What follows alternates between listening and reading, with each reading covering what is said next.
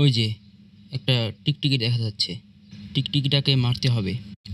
কিন্তু টিকটিকি মারবে কেন? তুমি জানো না টিকটিকি মারলে সওয়াব হয়? ইসলামে কোনো প্রাণীকে অকারণে কষ্ট দেওয়া বা মারা সমর্থন করা হয় না। নাহমাদুহু ওয়া নুসাল্লি আলা রাসূলিহিল কারীম, আম্মা বাদ। ইসলাম কেন টিকটিকি মারতে বলেছে?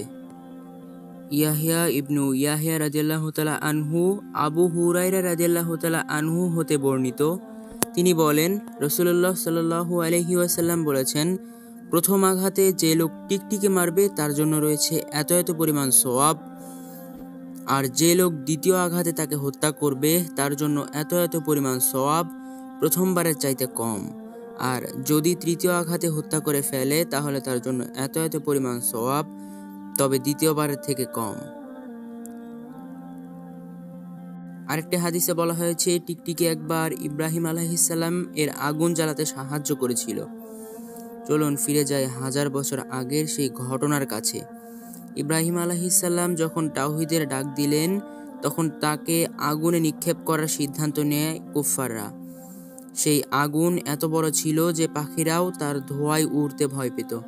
তখন কিছু প্রাণী ইব্রাহিম আলাইহিসসালামকে রক্ষা করার চেষ্টা করে, যেমন ব্যাঙ পানি ছিটিয়ে আগুন নিভাতে চেয়েছিল, কিন্তু টিকটিকি সে ফু দিয়ে আগুনকে আরো প্রজ্বলিত করতে চেষ্টা করছিল। প্রশ্ন আসতে পারে, এটা তো ছিল 1000 বছর আগের ঘটনা, এখনকার টিকটিকির দোষ কি? আসলে বিষয়টা প্রতীকী। ইসলাম শুধু বাহ্যিক দিক না, বরং অন্তরের অবস্থাও সংশোধন করে। টিকটিকি প্রাণীটির যার ক্ষতি আছে, বিশেষ করে নাপাক স্থানে বিচরণ করে, ইসলামের দৃষ্টিতে এসব প্রাণীকে নিয়ন্ত্রণ করা সমাজের পবিত্রতা রক্ষার সমান। তাহলে শুধুমাত্র এই কারণে টিকটিকি মারা হয়? না। আপনি কি জানেন, গবেষণায় দেখা গেছে টিকটিকি থেকে সালমোনেলা নামক একটি বিষাক্ত ব্যাকটেরিয়া ছড়ায়। এটি খাবারে পড়লে মানুষ মারাত্মক সমস্যার সৃষ্টি হতে পারে। বিশ্ব স্বাস্থ্য সংস্থাও এই ঝুঁকি সম্পর্কে সচেতন করেছে।